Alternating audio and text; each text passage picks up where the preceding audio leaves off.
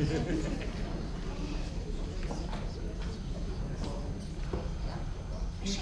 afternoon, ladies and gentlemen. Good afternoon. And welcome to this very special First Selectman debate here at Heritage Village. I'm Heritage Village resident, Ron Dukensky, and I'll be your moderator for this event, which is brought to you as a cooperative venture by the Heritage Village Republican Club and the Heritage Village Democratic Club. Let us start first off with a Pledge of Allegiance. Stand if you're able. I pledge allegiance to the flag of the United States of America and to the republic for which it stands, one nation, under God, indivisible, with liberty and justice for all. Thank you.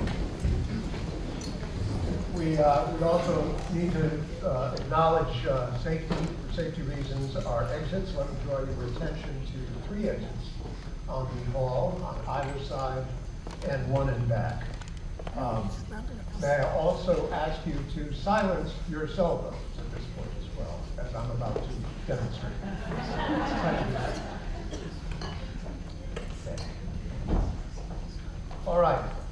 Will you please join me in welcoming our 2 candidates, Jeff Manville and Rich Boritz.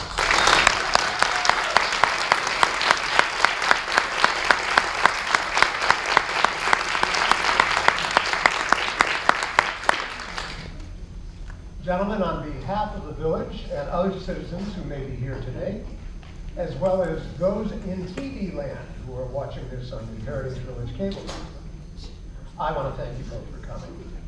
This is truly democracy in action, having a forum like this where people can get information on where the candidates stand so that they can make informed decisions as voters. I want to tell you about the process we're going to use this afternoon. Each candidate will be given 4 minutes for an opening statement. I will then ask each candidate in rotation 3 questions which have been prepared in advance by each of the Heritage Village clubs, Democratic and Republican.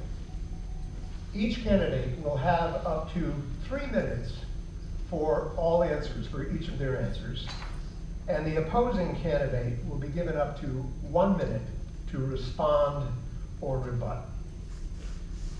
At the conclusion of the prepared question segment, we will turn to questions from the audience here in the hall. We would ask that you approach the microphones on either side of the hall in the middle.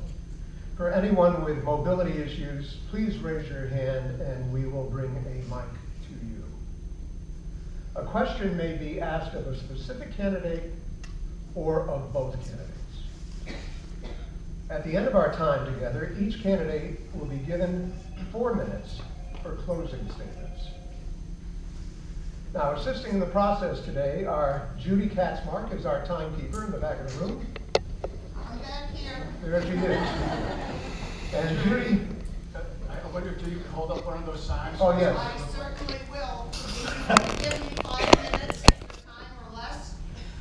I have a timer here.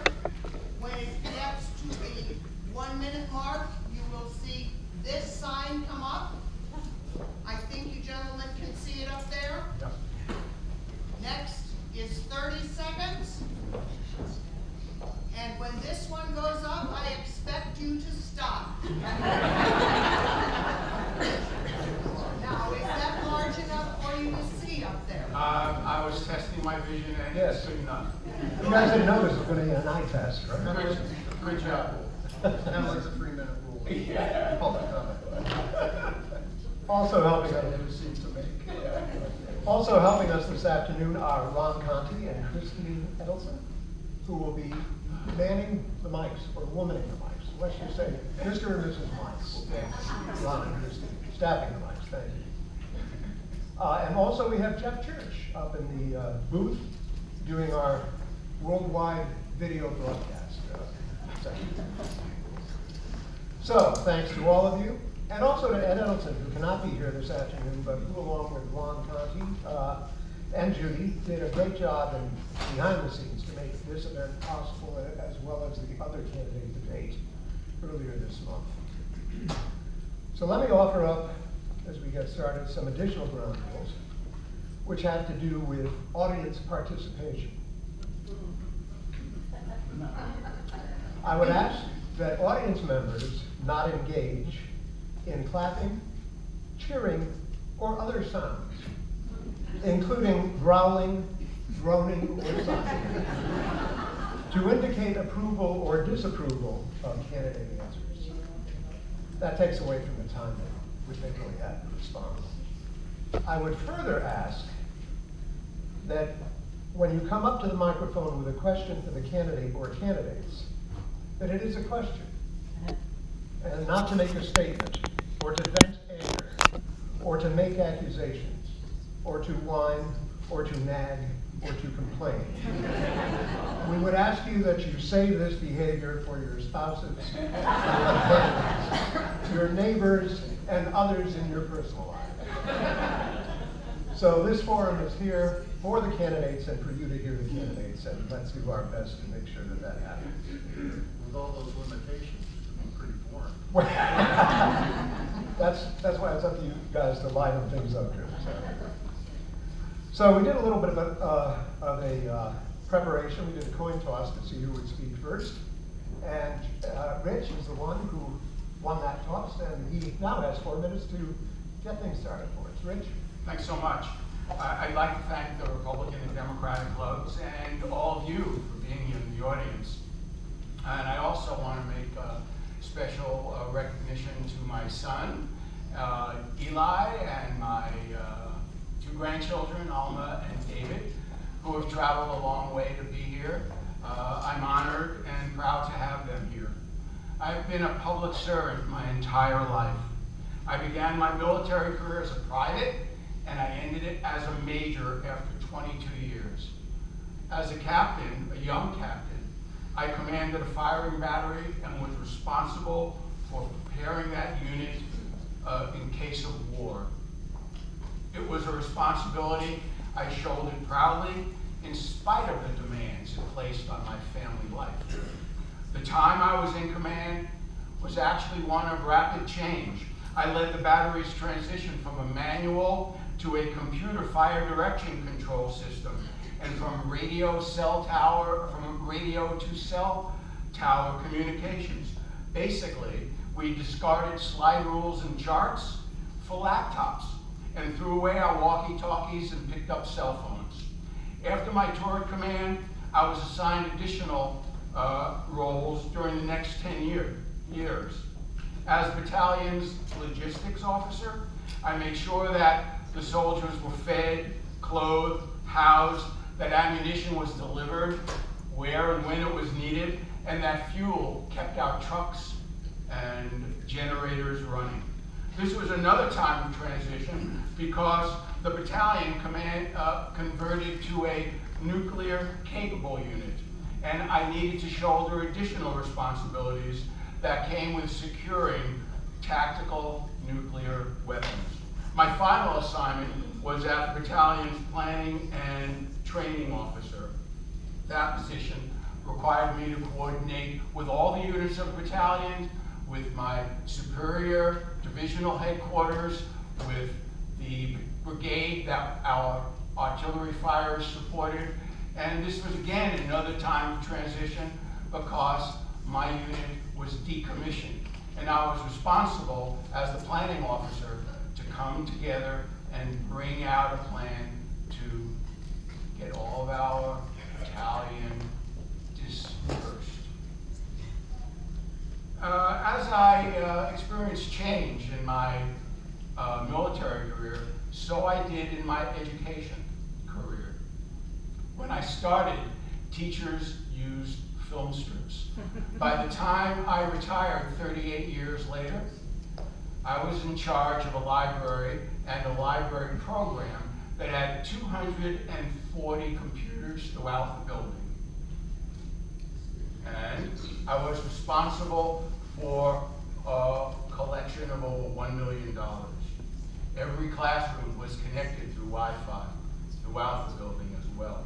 Whether as a head librarian in the high school or in the elementary school, I had one mission: prepare children to become independent, lifelong learners. Finally, I have experience in local government.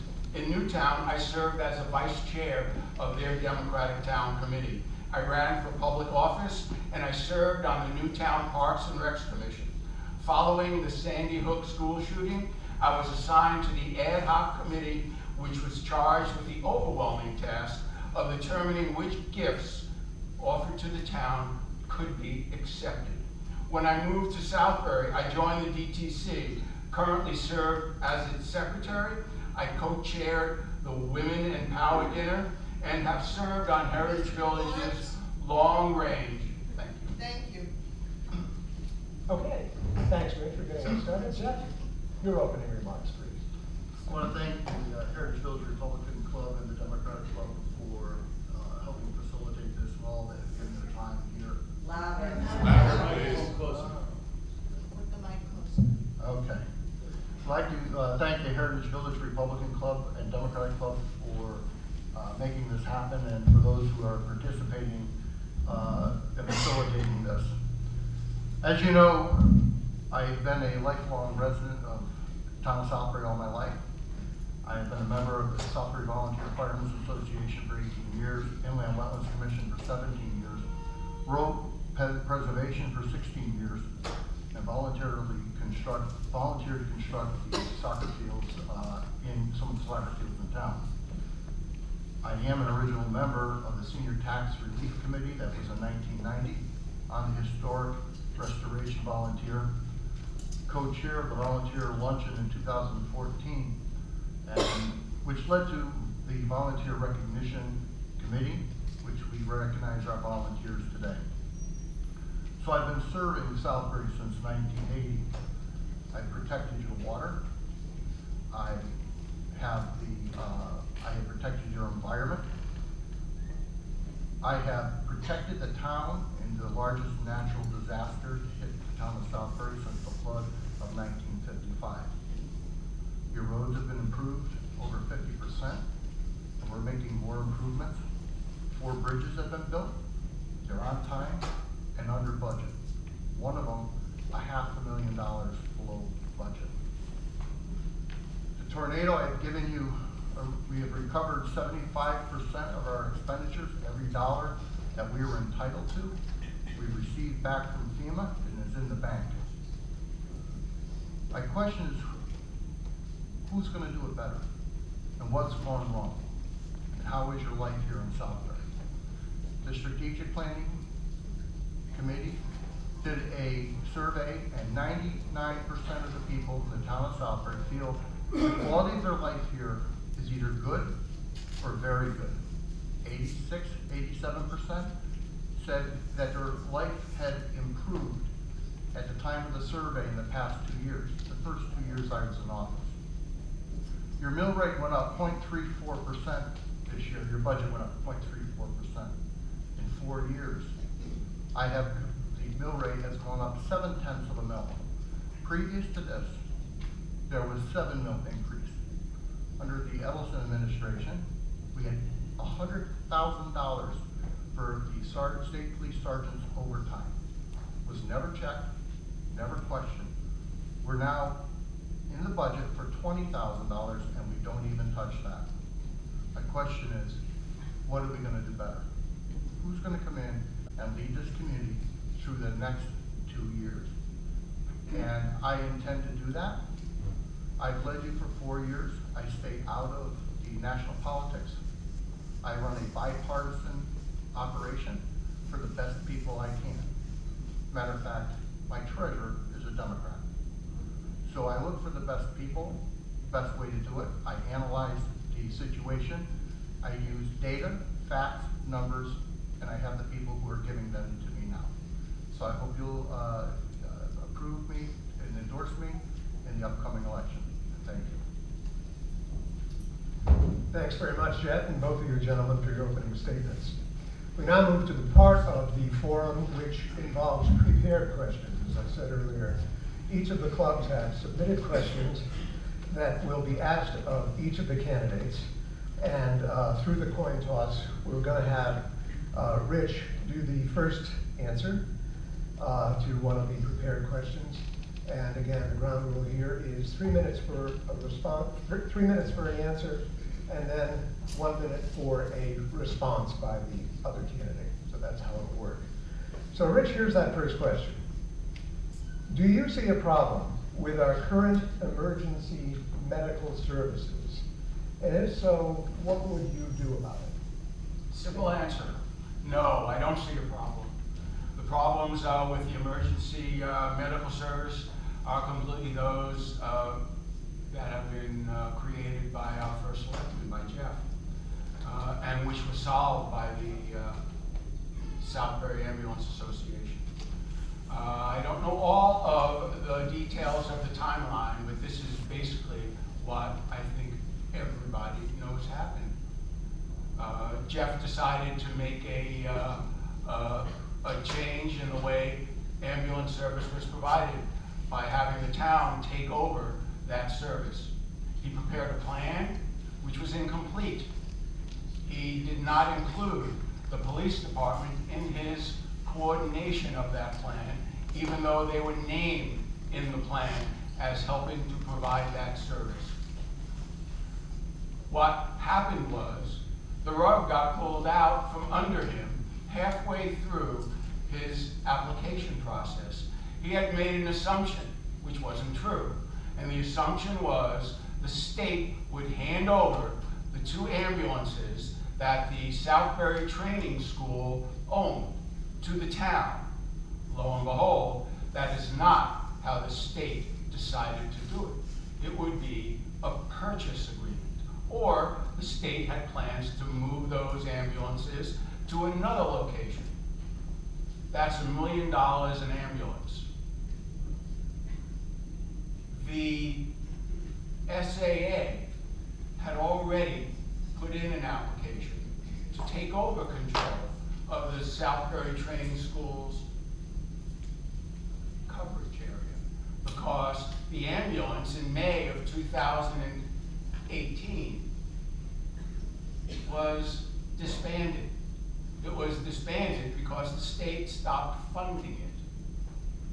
That meant that SAA was providing coverage that the STS ambulance stopped doing. And they had been doing that for 1.5 years before this campaign got started. And I think it's a shame that there is a graphic that shows 4 ambulances, 3 ambulances, 2 ambulances, which is better. The SAA now has a plan and will put in place a paramedic on most of its ambulance calls. It has 3 ambulances that are available to the town. Heritage Village Association has no change. So it is not a problem. It's obvious by the statements here that my opponent does not know at all what he's talking about. And I will say this because there was never was Southbury Ambulance covering Southbury Training School geographical area in the PSA. The state of Connecticut was required by DPH to cover their territory until it was changed. So that's a false statement, and I will be backed up by the people at Heritage Village in the Southbury Training School who run the emergency management over there.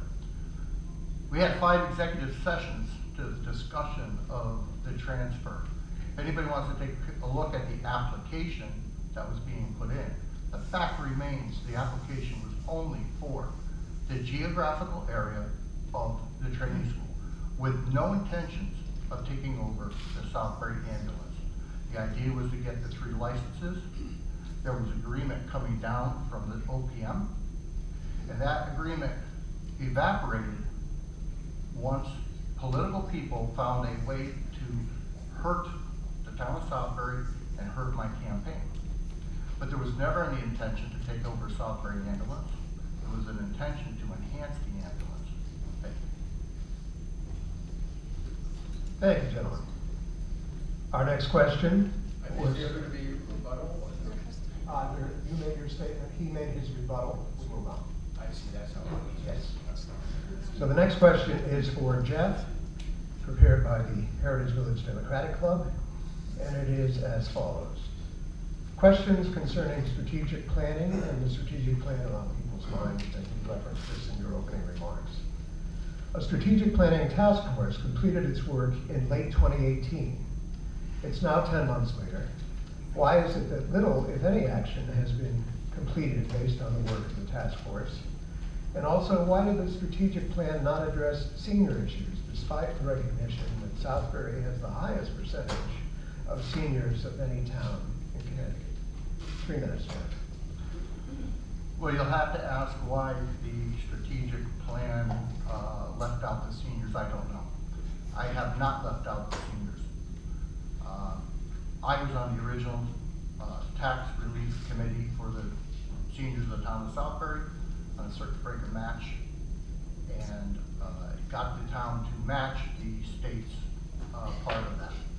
From there, the state has reneged on funding the senior tax relief program, and our administration determined that we would continue not only the senior tax relief, which is a mandate we have to pay for, while other communities dropped their town portion of it, Southbury continued to pay for the circuit breaker match.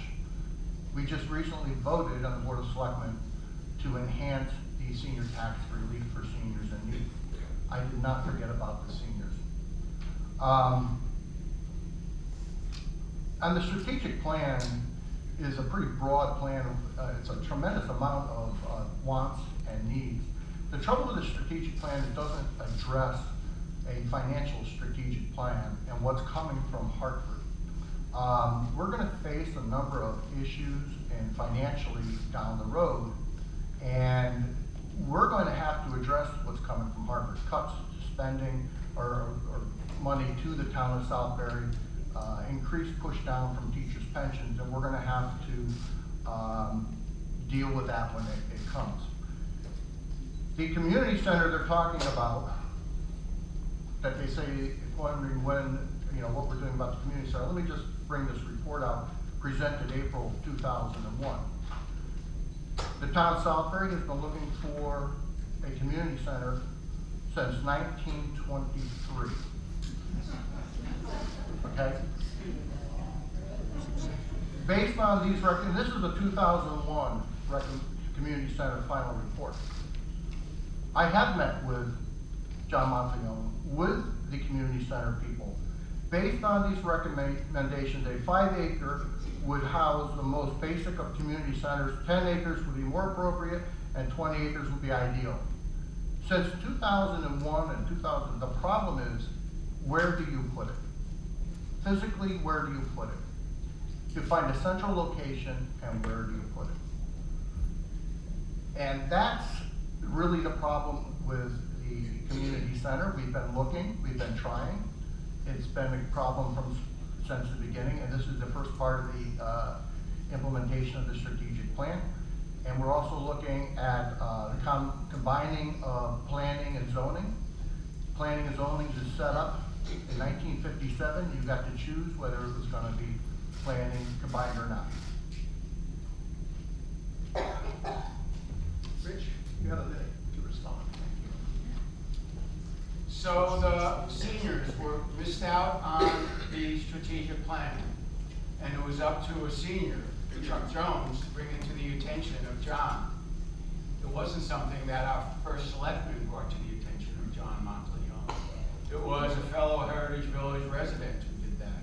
And it wasn't until that was done that attention was given to the needs of seniors in the strategic plan.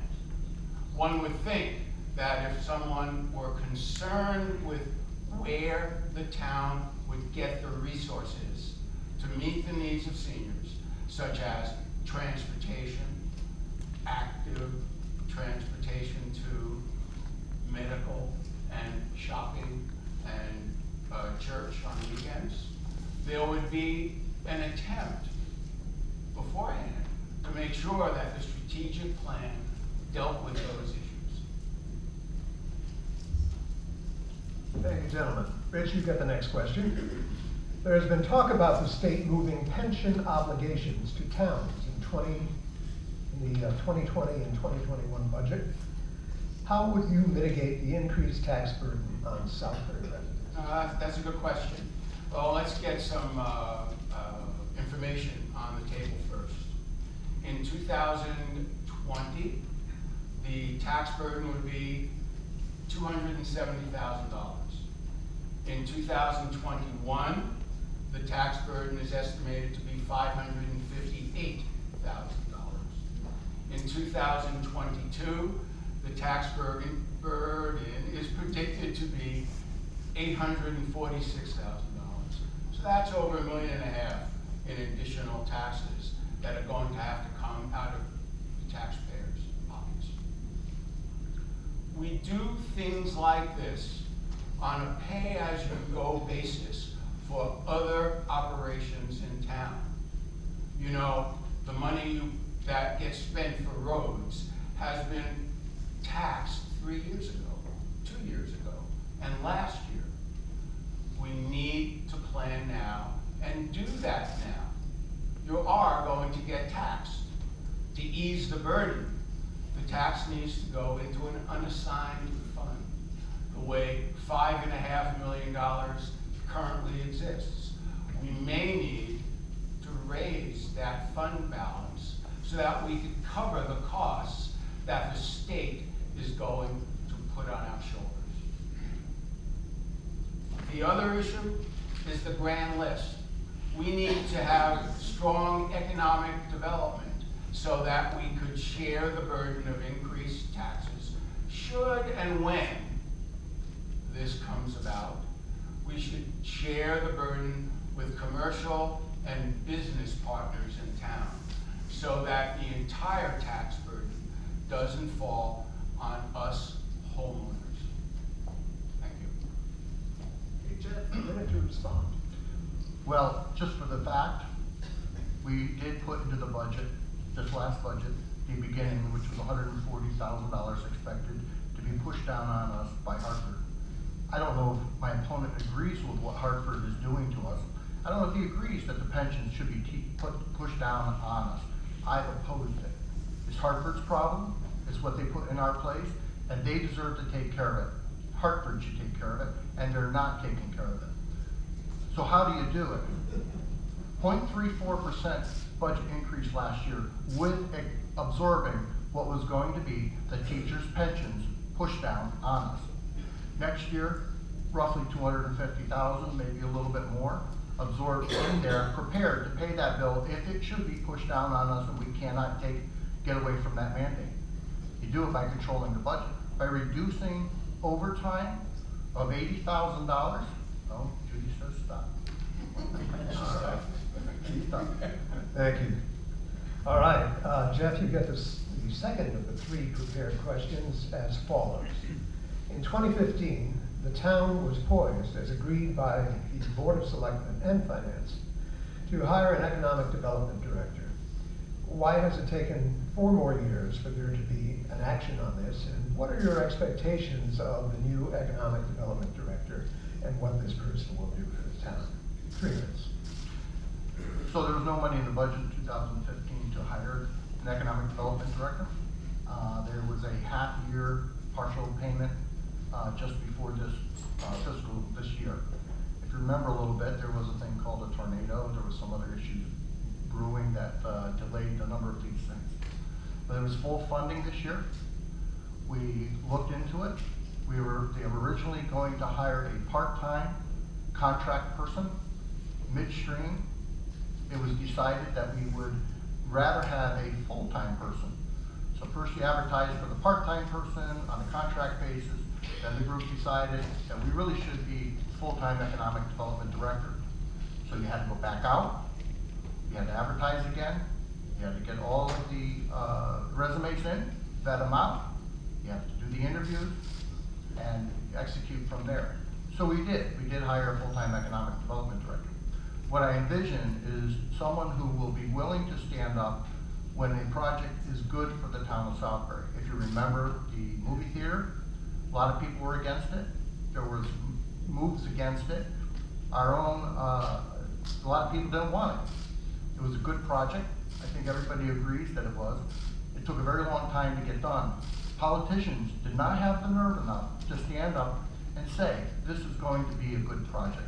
This is good for Southbury, and we need to get this in, and we need to work with the developer, and that's what we should do. So this, whoever's in my office will have someone, an economic development person. One will help get these projects moved forward. While I've been in office, I made sure these projects got moved forward. I know that the satellite dishes that are being built at the satellite facility over by the dam, they came to us, they spoke with myself and Dolores Curtis. They said if they win the contract, they needed to move quickly. I said, we will. We will make sure that we'll look at your project, we'll make sure things look good before it goes before the boards. And it moved very quickly from the beginning to the end. The movie theater asked me, they said they'd like to do an outdoor patio. They said they'd like to get this done quickly. I did get it done quickly.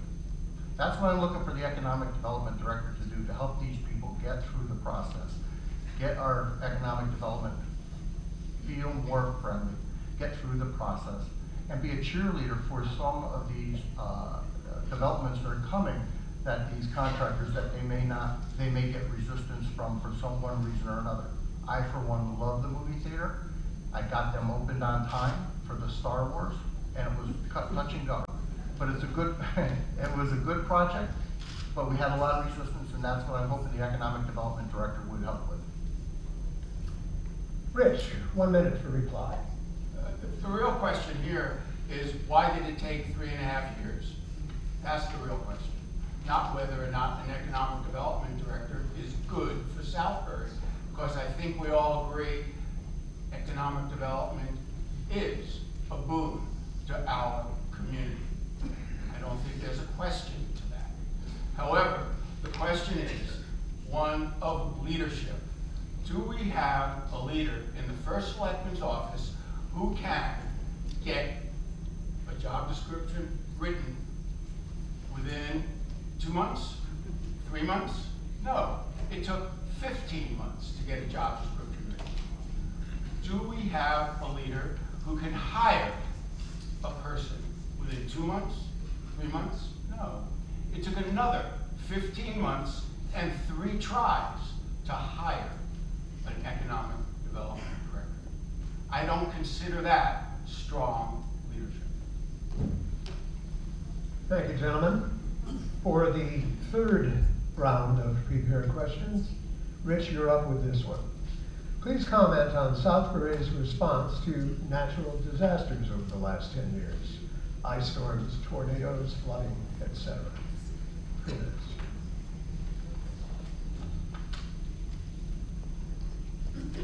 Well, here's a fiction. The roads were open in 5 days. If anyone goes to the website,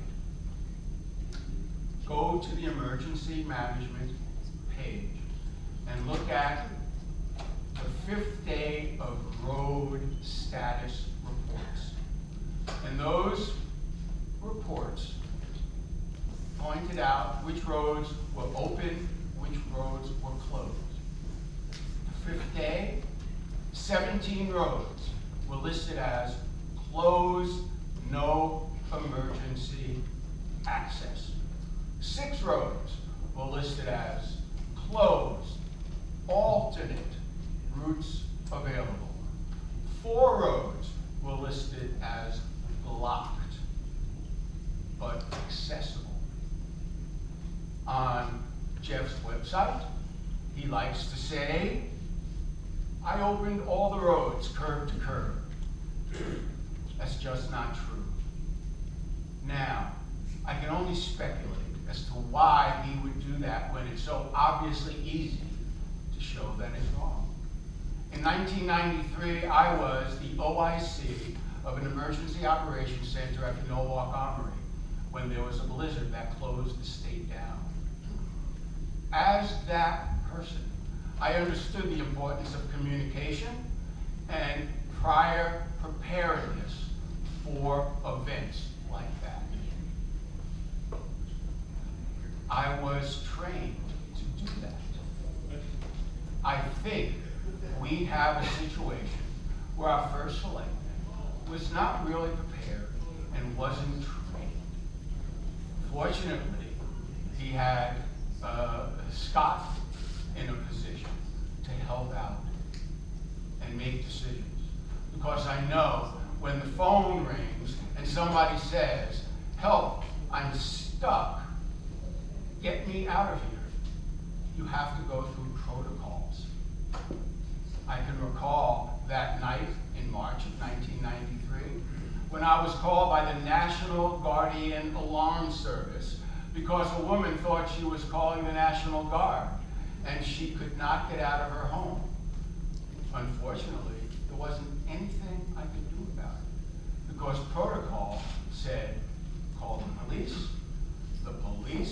will call the state will call the Armory in Hartford, and the Armory in Hartford would call the Norwalk Emergency Operations Center to help her.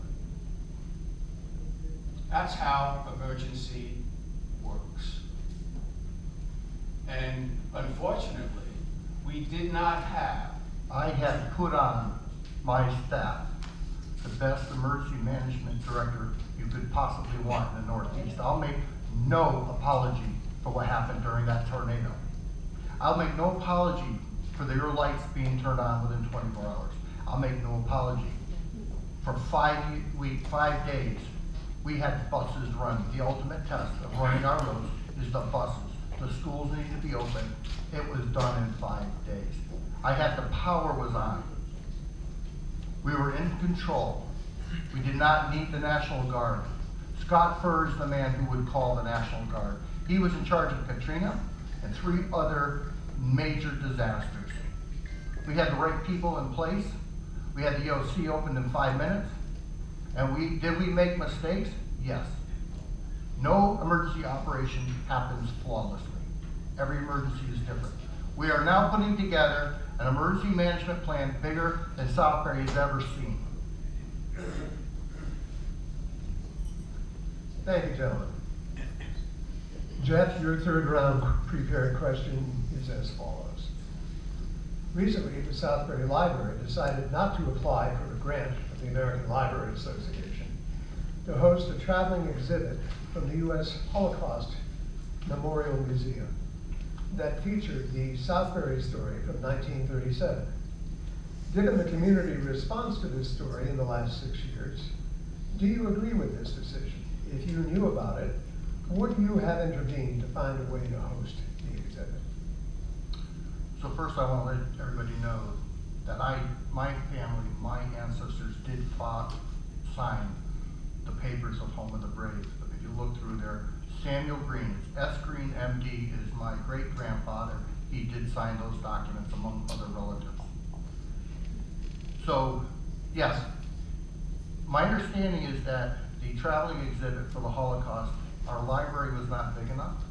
I wish it was. We have a fairly good library, and I find it a little offensive to take a dig at such a great library. One of the crown jewel of our town and the surrounding area, our library. They do all they can to do programs. They have programming in place. Would I like to have seen it come to Southbury? Absolutely. I don't know if there's anywhere in the state of Connecticut that this is coming to in any library, and I understand it's required that it be in a library. Would I like to have it here? Yes. Would we like to find ways to show that we were the type of community that cared about all our religions? Absolutely. My ancestors signed the documents. So I'm proud of that. I would like to see it here in town. We're hoping that we can get something a little bit smaller. My understanding is it's much larger than we can accommodate in our library, and that's part of the requirement. Hey, Rich, your response. Thank you. Again, I think that this is a question of leadership. As first selectman, I think it's important to break the silos between departments.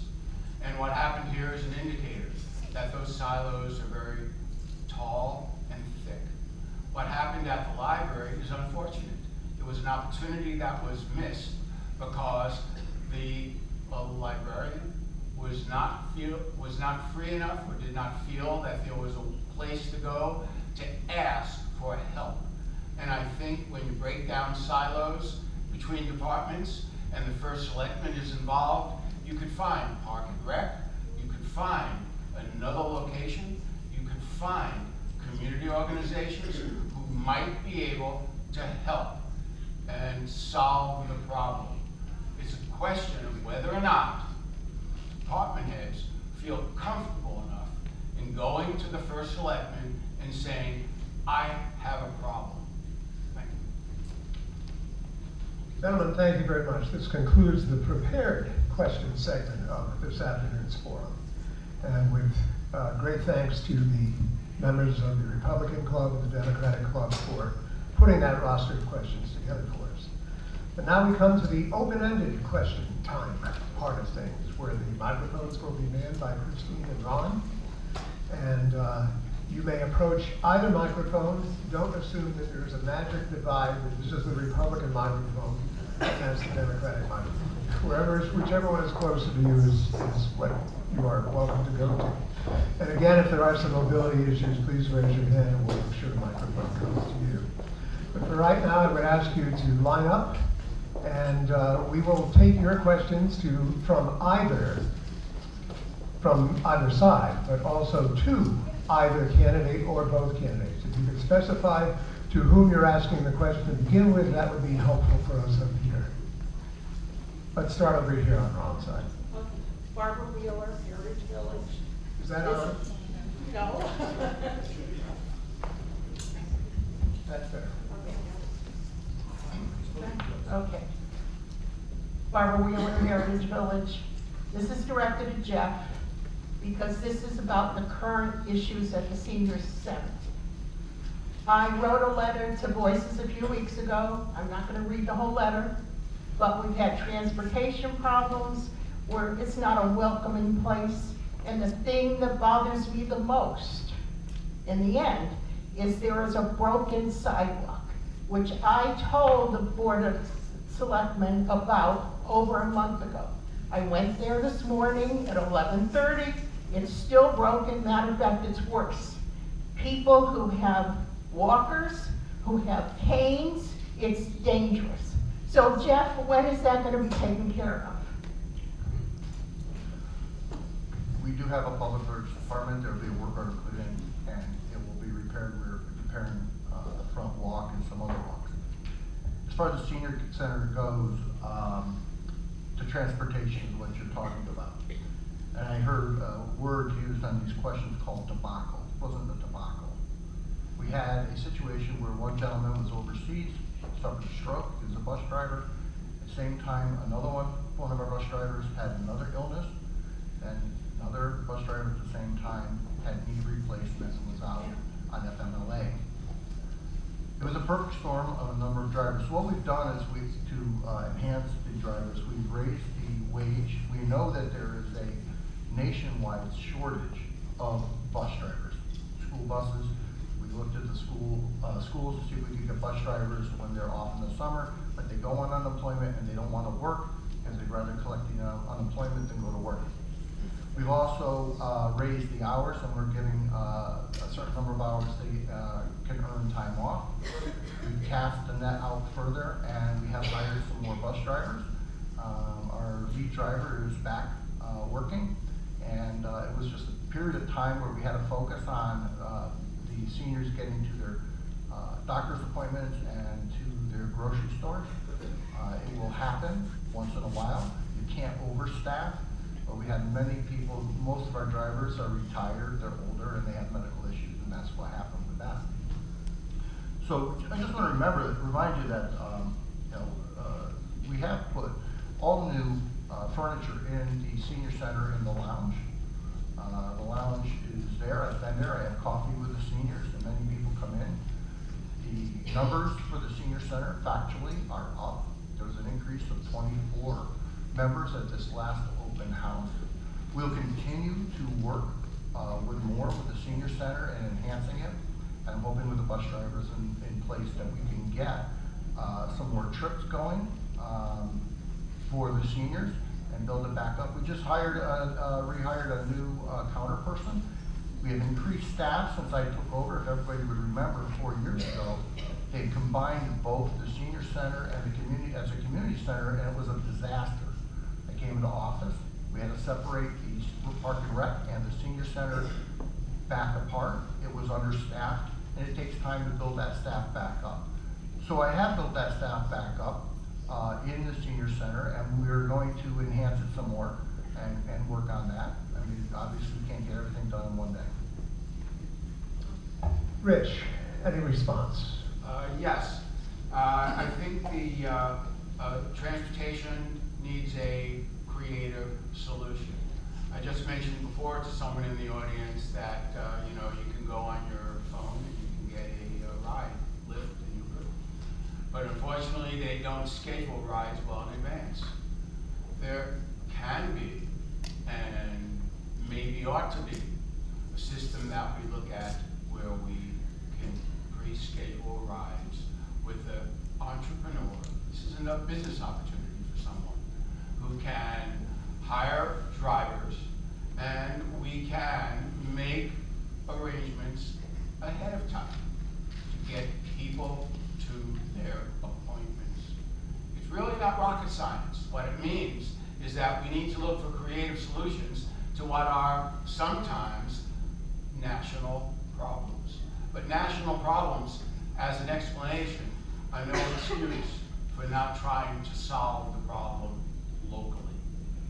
We have many other issues at the senior center that need to be addressed. Rich, it's time. Thank you. Can we take a question from this side, please? Sure. Barbara Meckler, I live at 28F in Village. My question is for both candidates. We live in divisive times. In some cases, families aren't even speaking because they are polarized along political lines. And my question for both of you is, what are you going to do to build unity, a sense of common purpose, so that no matter whether someone is a Republican, Democrat, unaffiliated, they feel included and aligned according to the common mission and vision of our town? And a follow-up, Jeff, I'm looking at a Facebook post from Manville for Southbury that I can read if you'd like. Highly divisive and polarizing. And so in light of that Facebook post, and again, I can read it, I want to know if this is how you feel, really chastising some Republicans for being at a Democratic fundraiser and saying that hold to your roots, folks. And thankfully other Republicans in town haven't lost their minds. So how would you build unity? Let's have Jeff respond to that first, but Barbara did say it was for both candidates. Jeff, So could we repeat the first question?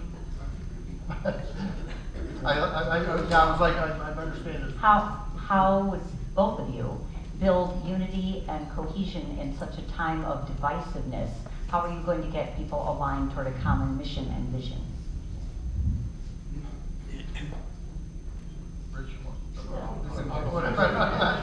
Which way? Well, we'll start with the first general question, and then you'll have a chance, Jeff, to elaborate on the follow-up question that Barbara answered for us. So are you asking me to go first? You go first, Rich. Oh, okay. Okay, as far as building unity, I think the personality of the first selectman is most important. And it's most important in this way. The first selectman is the lightning rod for all the criticism that goes on in town. The first selectman is the lightning rod for any negative opinion people have about what has happened in town. And the first selectman needs to be mindful of the needs of everyone in town and not play favoritism because of party, age, gender, sexual orientation, or even how long they have been in town.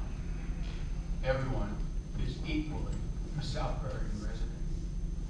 I think that there are some issues that require common solutions with both Republican and Democratic supporters. In my campaign, I've made sure that I've dealt with the issues at hand of economic development, of quality of life, of dealing with senior problems, of making sure that government can run effectively and responsibly to the needs of the people. Those are my issues, and I believe they are your issues. I am open to everyone's opinions. I am going to build an atmosphere of trust, and that is going to be the hardest thing for me to do, because people consider me an outsider. I am not blown in by the wind as tumbleweed. I believe I will be put in the ground living here. I lived for 18 years in Newtown, for 20 years in Fairfield, and I expect to spend the rest of my life here in Southbury. Now, what does that mean? It means I'm concerned about each and every one of you. As a matter of fact, this morning, I got a call from somebody, a friend of mine, who said, Rich, I can't get over there. Will it be telecast so I can see it? I couldn't get over to the last one. Well, I knew it was going to be telecast. I didn't have to call her because she was looking. Jeff, time's up, or Rich, time's up. Jeff, your turn to respond to the question. So my family has always stood for doing the right thing and being inclusive from the time of the Boones when my ancestors signed the papers. I am supported by a gay couple that are friends of mine. They're Democrats. I don't count whether you moved in yesterday or 40 or 50 years ago. I am going to be buried in this town. We've never sold a piece of property in this town. We've added property to our farm, and I will be here until the day I die. As far as civility and inclusiveness, I want you to go back to the Edelson days and as for Selectman, and how the incivility and the division that was in this town. I came into office, I run my meetings in a very civil, proper manner, and unlike my opponent, who brought national news and to our doorstep with trying to create a gun-free zone, I ran arguably the largest Board of Selectmen's meeting in the history of the state of Connecticut, with probably about 700 people, 600 people spoke. It was civil. Both sides said to me, you ran a very civil, fair. The funny part was, I even cut my brother off when his time was up. So I do run my meetings, I listen to everybody, and if you're gonna sit there and think for a minute, that makes a difference to me, who's moved in when, or you're an outsider, you've made my town what it is today. The new people that have come in, that are volunteering, are inclusive. I'm an inclusive person, okay? My daughter went to a very diverse art school in Chicago. She's an artist, and I love her friends and the people she's with, and I don't see any issue with calling. I stay out of social media. Social media and getting on those, it's a whole different world. I run the town of Southbury as best I can, fiscally responsible, and get sure your taxes are under control and we meet your needs. I do not get involved in national issues. Jeff, I'd like to hear you respond to the second part of Barbara's question, having to do with some Facebook posts.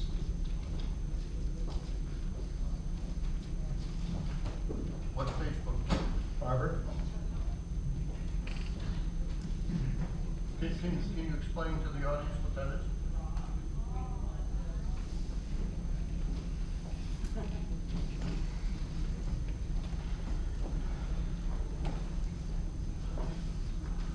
Obviously, there was a political vendetta against me by the O'Neills because I did not support Ruby O'Neill for her run for Congress. She made lies and accusations. That's a fact. What she said happened never happened. That's a fact. The times of which she said it happened changed twice.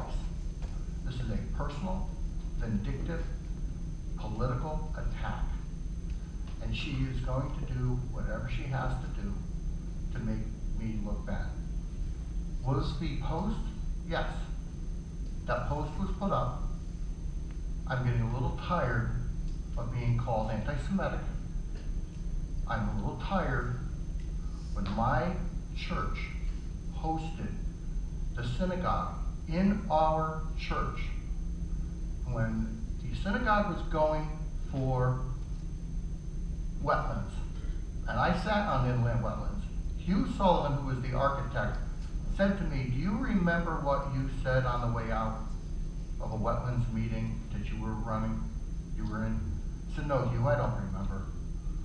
He said, you said to me, you turned to me on the way out and you said, Hugh, these are good people. They're having their service in our church and we need to get this done.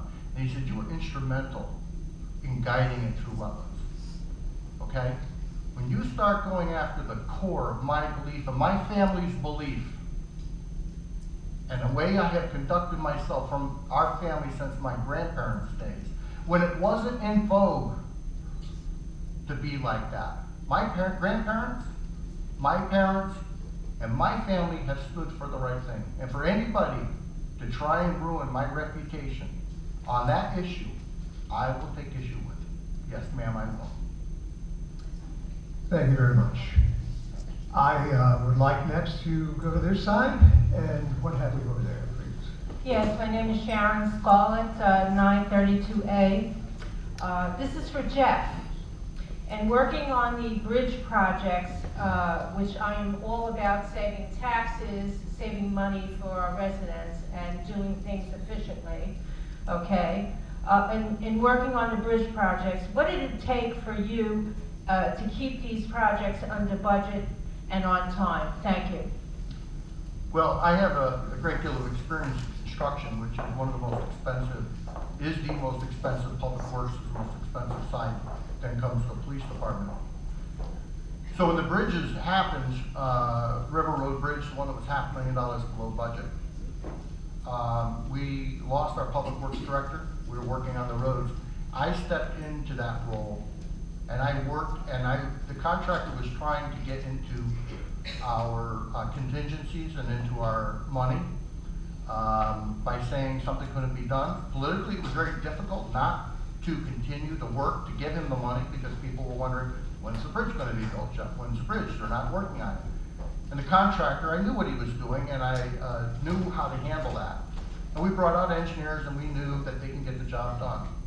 So I stayed on top of it. I was there involved in the meetings. I stayed with the roads when we were that year till we got our new public works director in. And by being on that job and being out on that job and being in the construction trailer working with, I brought my skill sets in construction to the table and brought that bridge in at $500,000 below budget. The other one we had was the bridge that was unexpectedly closed by the state. We didn't know, we weren't told that it was in bad condition.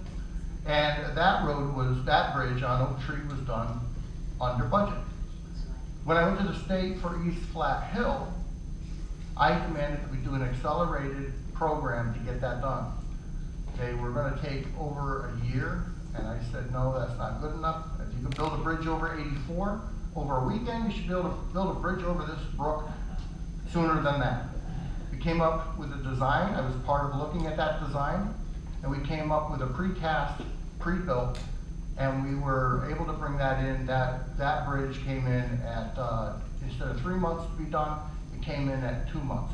One of the problems we ran into was the sheet pile driving and the resistance to, that was when they were driving, you have to meet a certain resistance. So we went all out there, we had some discussions, and determined how to do that. We were close to not getting the resistance for the engineers, and I was out on the job. They struck the piles, the engineers got their recordings, and we were within tolerance for that bridge.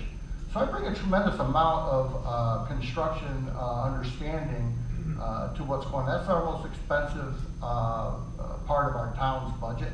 Public Works, the amount of money we spend is 2.5, 2.7 million a year. And we need to get our roads done, and that's part of our budget moving forward, is to reduce the road budget by getting our road rating up to a certain level. Rich, a response? I do commend Jeff on preparing the roads and making sure that the roads are in good repair. The Road Study Committee has been doing this for years. And I do understand the value of making sure that these repairs are done in a fiscally responsible way. However, there are other questions of leadership that need to be taken into account. Because when roads are not a priority, but apparently an only priority, then other issues get swept under the table. Other issues like economic development, other issues like senior services, other issues like, thank you. All right, we are over here for our next question. Ann Walters, 439B Heritage Village. This question is for both candidates. Speak up a little bit, Ann, please. Oh, sorry. This question is for both candidates. What organizations have you led within Southbury? Want to start that off, Jeff, for us? It's your turn, Rich. That's a quick answer. I've lived in Southbury long enough to co-chair the Women in Power dinner that the Democratic Town Committee held in May, and I've led the Heritage Village Democratic Club. I am curious as to why, maybe you could explain this, you want to limit leadership of committees or organizations only to Southbury, because in my experience, in Stamford, Norwalk, New Canaan, Fairfield, Newtown, and Southbury, I've led committees and done work in those towns as well.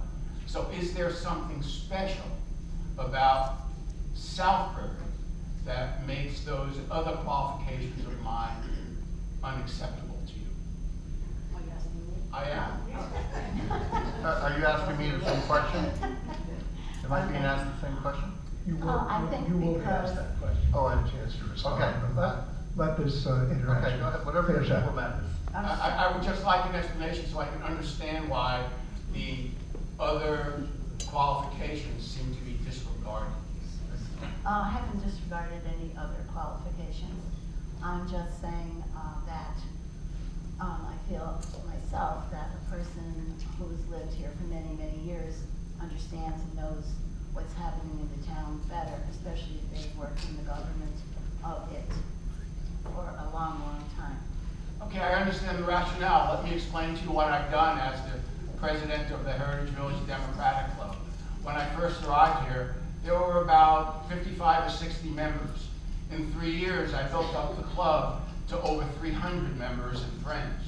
What I've done is I've gotten to know, as the phone call in the morning shows, I've gotten to know hundreds of people in my time here. As a matter of fact, I've made more friends in Southbury than I have in any other location that I've ever lived. And those friends have grown to know that I am a wholesome, honest, trustworthy person who says what he means and means what he says. And that when I take over as first selectman, people will understand that I will be able to create an environment of trust, caring, and it will be one that will use all of my leadership skills to make successful. I think asking a question about only Southbury does not take into account the fact that in other towns there are good ideas that can be brought in to Southbury. And I know that people denigrated the community center that was being built in Newtown because they didn't want one built in Southbury. But I know that they now have 4,700 members and are drawing $100,000 in fees every month. So it is a plus for Newtown and a minus for us. Okay, time's up. Over to you, Jeff, with that question. Well, there's two, I guess. There are two questions. Okay, so then the first one, I was a member of the Southbury Volunteer Firemen's Association for 18 years. I came to Heritage Village and put many fires out. I did that for many years. An interesting thing was one of the elderly women called us, the fire department, to come, and we got there and it wasn't a fire issue. We asked, why did you call the fire department? And what this woman said was, I knew if I called the fire department, they would come. So I was a member of the volunteer fire department. I was almost 18 years in the Inland Wetlands Commission, looking out for your environment, working with other commissions. I know how they work. I was on the Rural Preservation Commission, RUPAC, for almost 16 plus years, looking at open space and work. I voluntarily, my father and I constructed soccer fields here for the people of Southbury. When asked, they couldn't get it done. They asked us to step in, and I volunteered, and we brought our equipment in, and we built soccer fields. As original member of the Senior Tax Relief Committee in 1990, recognizing the need for tax relief for seniors in need. Historic tree preservation. Restoration volunteer. I was co-chair of the Volunteer Recognition Luncheon in 2004, which recognized two of our biggest volunteers, Paul and Kathy Palmer, and which is now our new Volunteer Recognition Committee, which Eric Hall is a part of it, and a group of other people. So I volunteered and have been serving this town since 1980. Only the town of Southbury. I care about the town of Southbury. I will continue to serve the town of Southbury. If you remember, back a few years ago, there was a power plant built. And the previous administration did nothing except accept that power plant. I protected the water. It was about the water. So I executed a plan with Connecticut Water in which for 4 months of the year, this power plant is taking water from outside of the interconnect.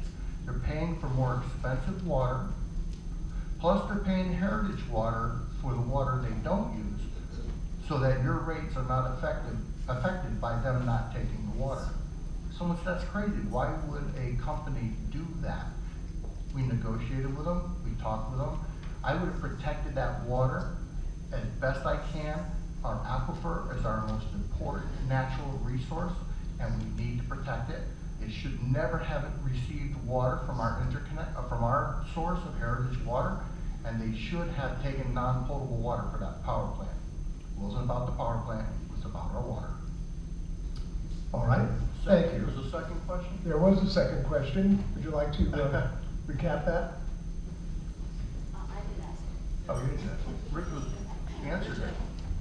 You answered, there was a question about, well, Rich asked a clarification. I asked the question. Yeah, so. You asked the question. I asked the question. So what's the question? Well, it was for her, not for you. The question to her? It was handled, and we're moving on. I'm going to actually exercise a little executive moderator privilege here by asking you gentlemen to reduce the question answers and Judy to 2 minutes for the 1 minute rebuttal. That'll give us a chance to hear it from more of the people around the room. And I know that there are 2 people on this side and 2 people on this side who have been standing from the very beginning who have yet to come. So I want you to please move expeditiously, both in your asking and in your answers, starting here. Okay, Cindy Keegan, Condo 5, 169D. Just very briefly, please describe your executive management and leadership experience handling multiple town departments. Experience just limited to planning, budgeting, and decision-making, and the departments would be police, fire, parks and rec, the list goes on, building department. As for selectmen, you're gonna have a lot of people knocking on your door. Who is this for? Both candidates, Both please. candidates.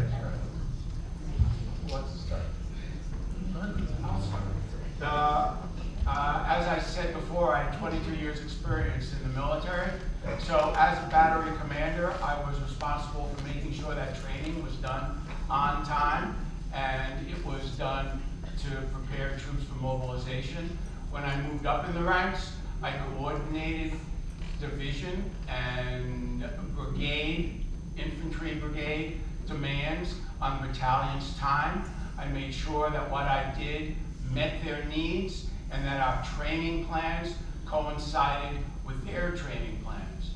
As a school media specialist, I worked as a high school librarian to expend a budget of $20,000 to $30,000 annually. And what I did is I worked with all the department heads to make sure that the budgets we expended and the materials we purchased met the curriculum needs of each of those departments.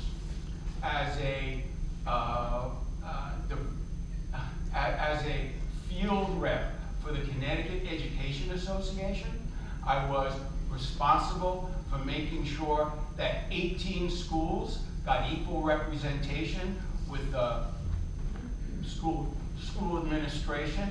And what I did with them is I made sure that I got to know every principal and every building rep so that I could intelligently talk about the issues to the superintendent and to the Board of Ed should they rise to that level.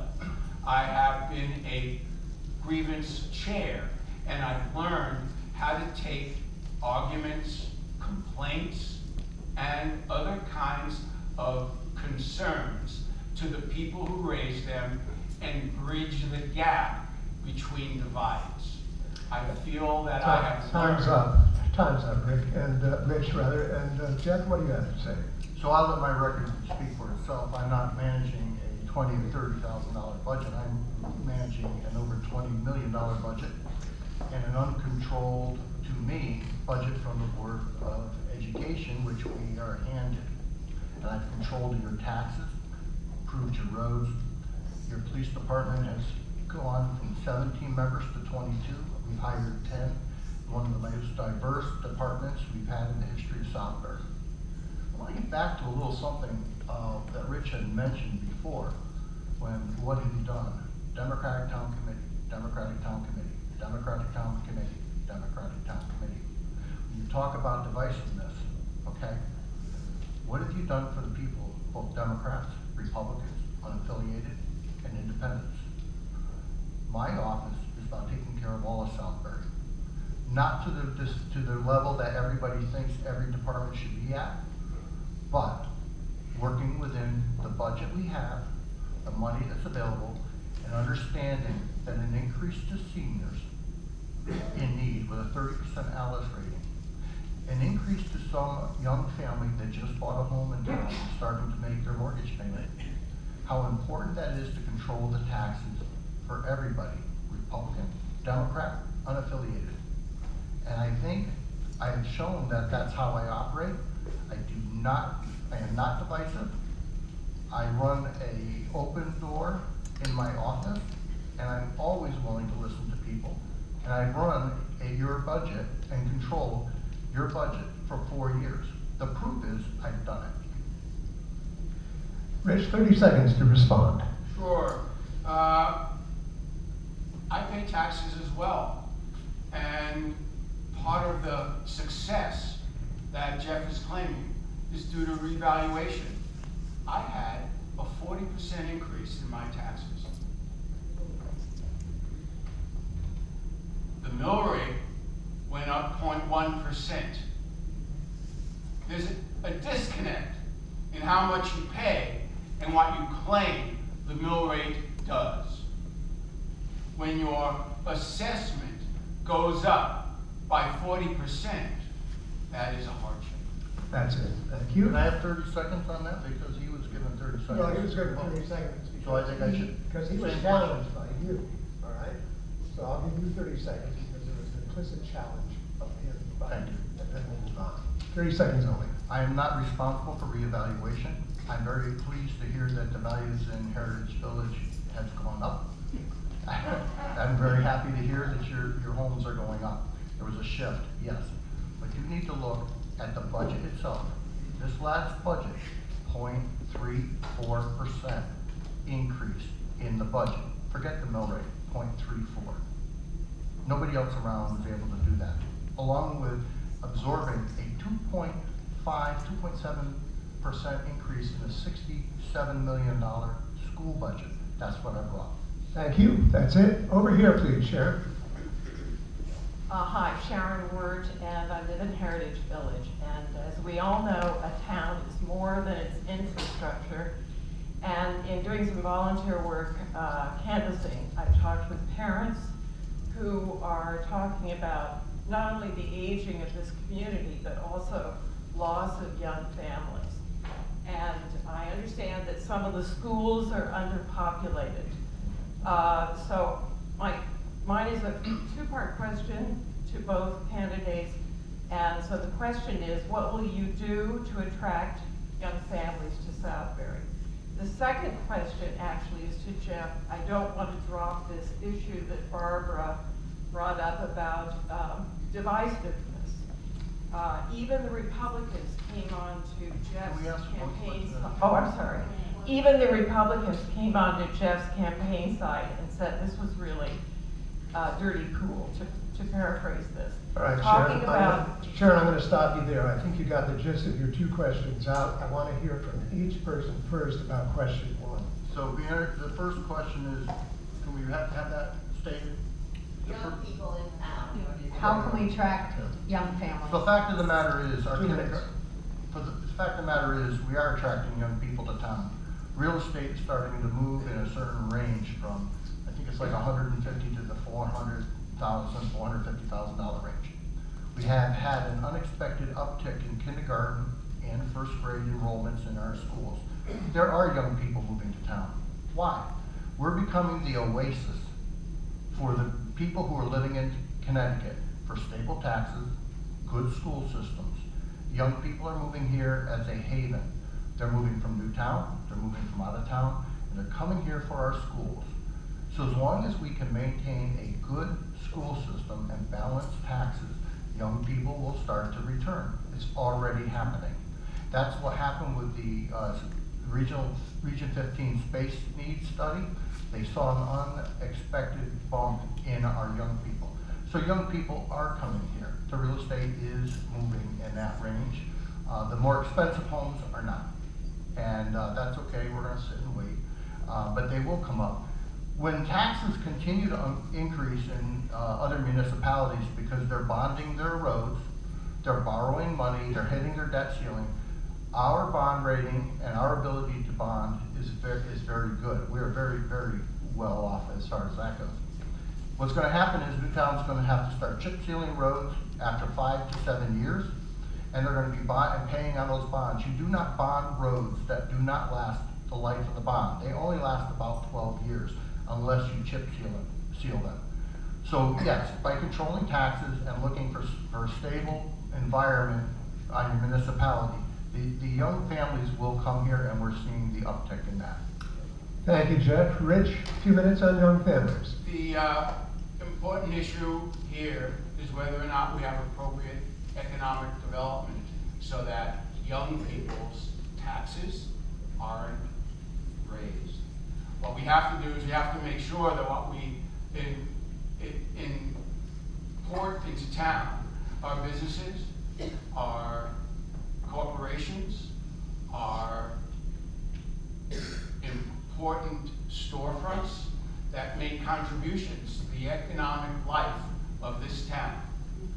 They will offset a lot of the taxes that are paid by homeowners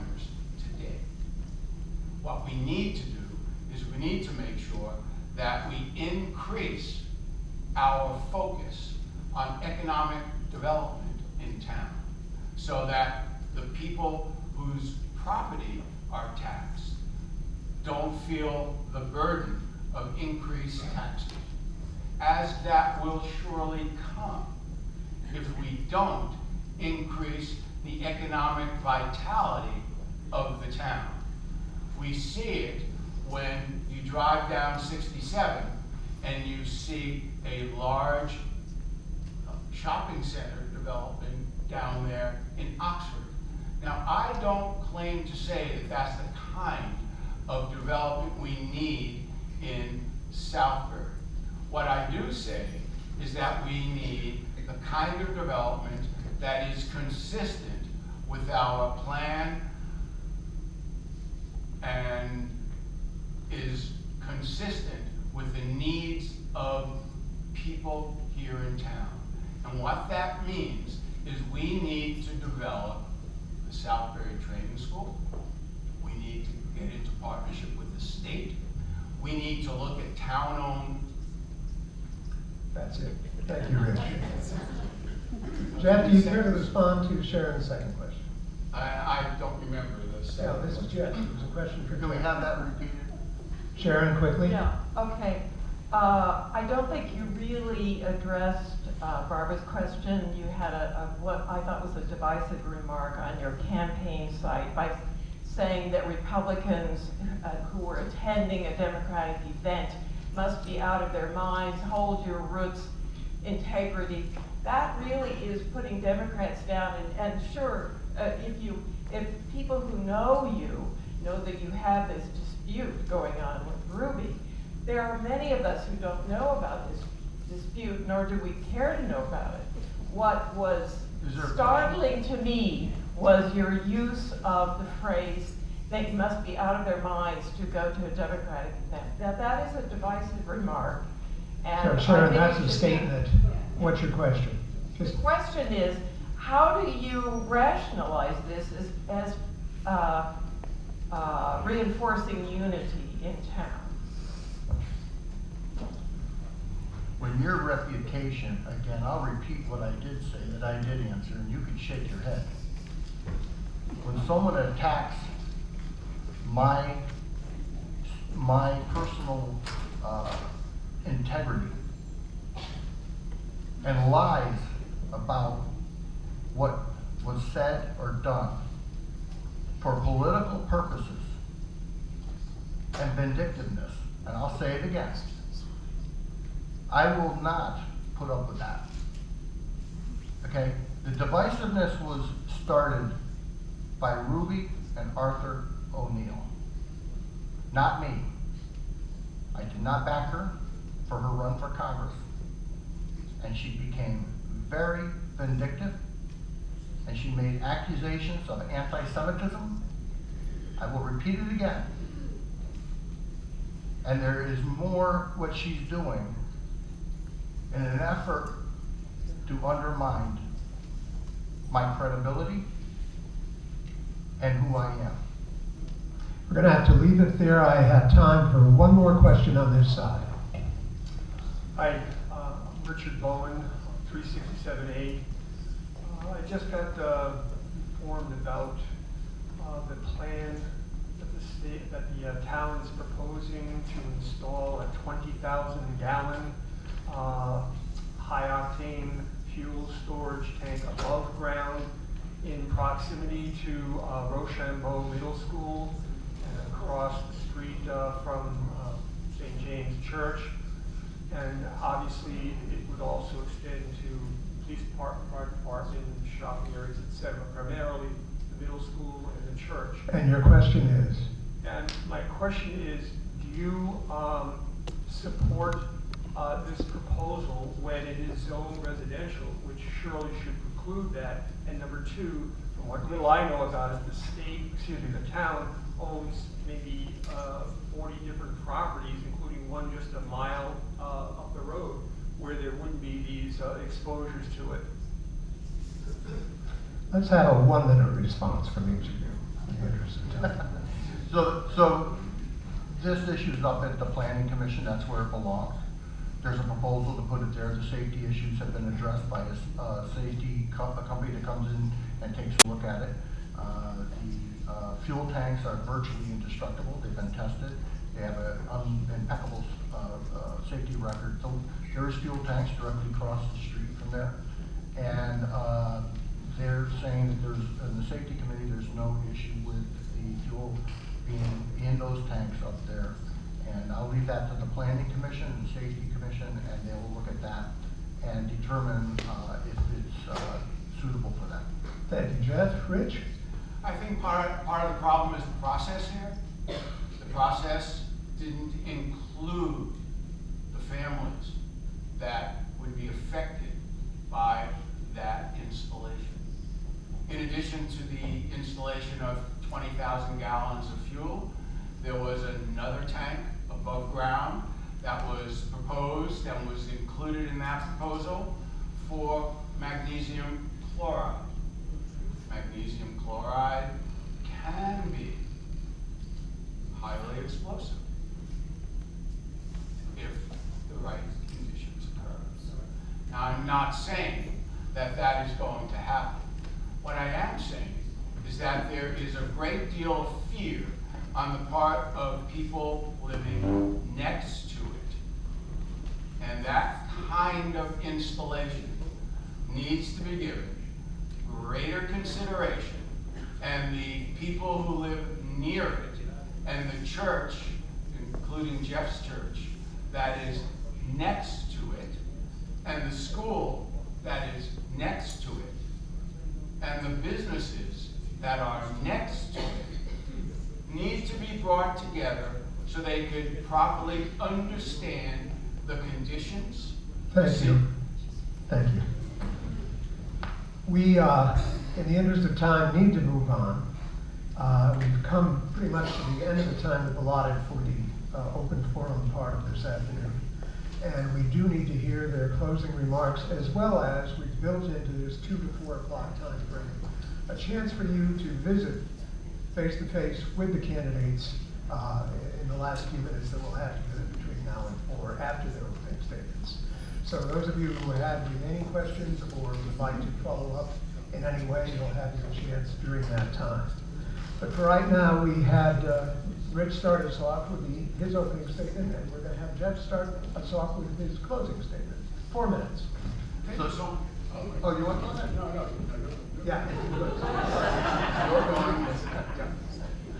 Okay, so for the record, everybody that, including the school system, has been advised about this operation. The school has no concern over the placement of those fuel tanks, nor does any other surrounding property owner.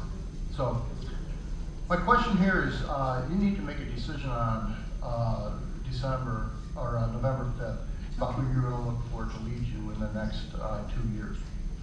I've been called a farmer boy, a farmer. I'm going to explain something to you. Farmers prepare for winter. As soon as winter thaws comes, we are preparing for winter. There's going to be a winter coming from Hartford. They're pushing down on us the cold winds of cuts to our programs, senior tax relief being one of them, teachers' pensions. There's a cold wind coming from Hartford and from the Democratic people up there, both the governor and the Senate, and they're going to push it down. They have no money, and they're hungry, and they're looking for places to cut. We never recovered from last recession here in Connecticut, and another recession is being talked about coming, and we need to be prepared for that recession. I've given you 4 years of proven fiscal leadership. I have dealt with the largest natural disaster, an unexpected natural disaster. We recovered all 75% of everything we had expended. I run things by data, dollars, and by the book, and a process. We stick with the process, we get where we need to go.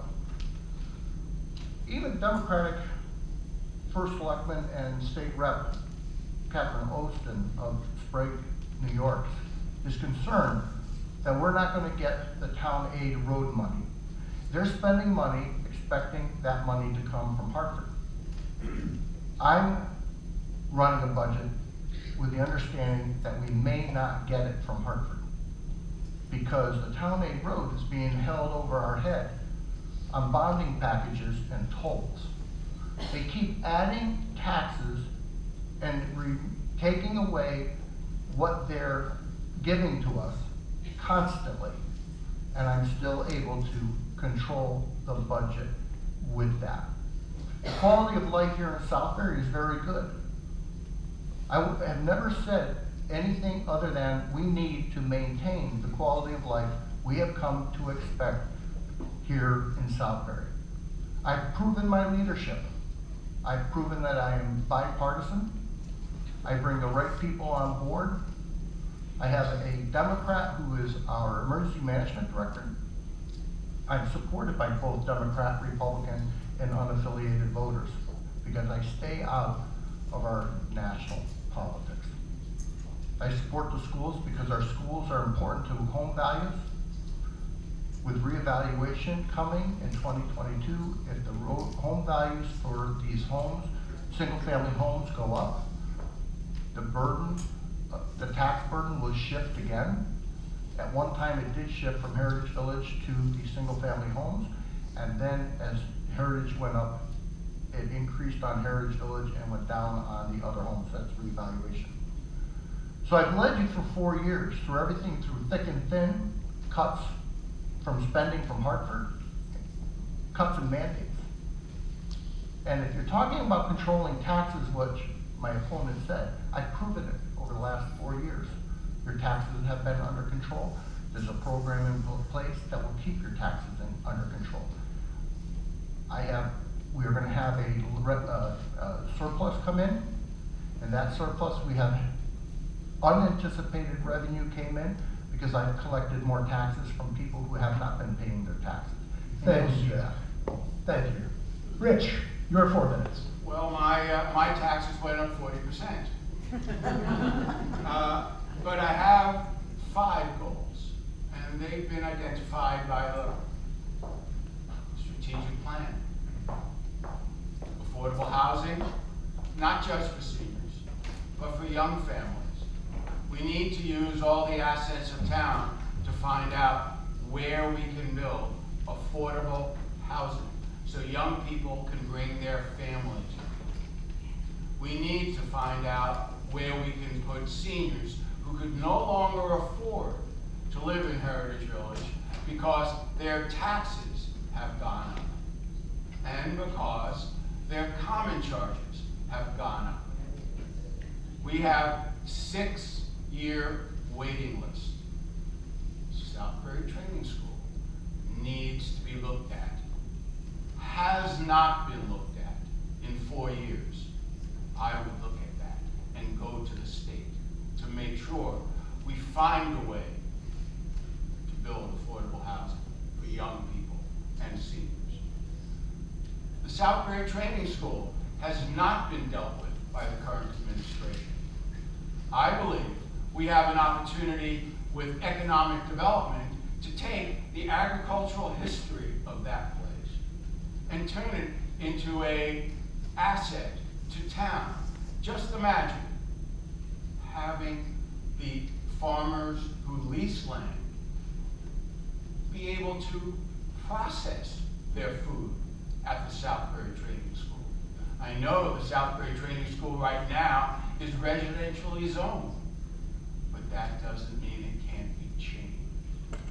And that only takes leadership to convince people that that change is worthwhile.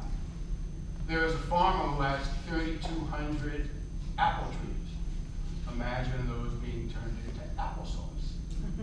Imagine that applesauce being sold at what was the former cafe. Just an idea. The Pomperaug Regional Community Center has really not been addressed here. We have a competing center that has 4,700 residents, 4,700 members. That is a need. It's a need in Southbury that has been ignored for too long. I will address that need. And your taxes will not go up $1,500 next year, as Jeff's supporters claim. Government efficiency needs to be looked at. We have 9 departments that take a new business through the process of an idea to being able to open. 9 departments. That's 9 separate steps, 9 separate meetings, 9 separate times you hire your lawyer to get your business open. We need to look at that. I'm not saying I have the answer, but I do know when commissioners put their heads together, they can find a process that will make it easier to accomplish. And then we have programs for seniors. We are predicted to have 40% of our population over 65. We can't afford to ignore them. We need to take into account their transportation needs, their needs to get to doctors, their needs to go shopping, their needs to get to church. That's it. Thank you, Rich. We stopped in You have to pay attention. Time is ruthless. Yeah, I just don't. Ladies and gentlemen, please, everyone, join me in thanking our candidates for first selection.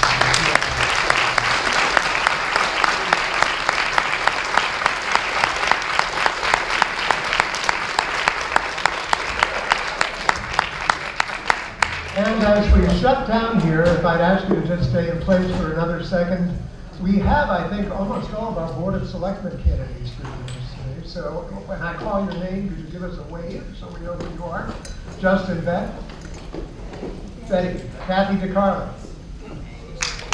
Mike Rosen, George Birchwood, Jason Buchanan, or Buckbaum rather, and Emily Harris. So may I also say in closing that the rest of this process is up to you. Get out and vote on November 5th.